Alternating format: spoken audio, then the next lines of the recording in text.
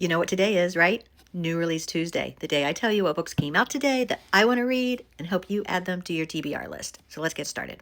Let's start with the first one. I have an advanced reader's copy of, which I guess is not advanced anymore considering the book came out today, but I will be reading it soon. It is Heart of Glass by Jennifer Hillier. And if you've read any of her books, you know she's one of the queens of thrillers.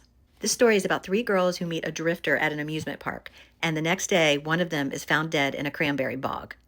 The serial killer goes to jail for it, and 25 years later, as the park finally is going to reopen, he recants his confession, saying he didn't do it. And now all the truths are going to come out.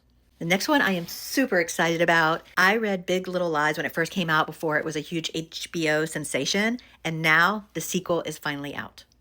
Big Little Truths is out. And this is the story of 10 years later. All the little kids have grown up. They're now in high school, and the moms have been going on with their lives. And then one day, the principal receives a severed finger in the mail, and a stranger shows up at the school.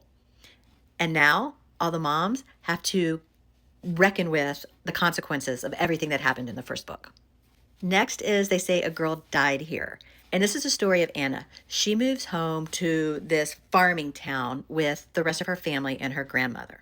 And she becomes obsessed with these two girls that died 3 years apart.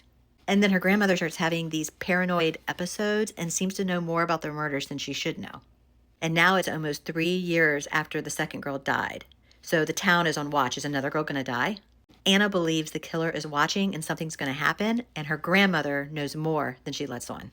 Next is a new book by the same author that wrote Love, Mom that is all over Book Talk. I haven't read it yet, but I want to, and I want to read this one. This one is Bad Intentions. And Josie moves back home to take care of her ailing grandmother. And it's been 25 years since her grandmother was on trial for an unspeakable crime.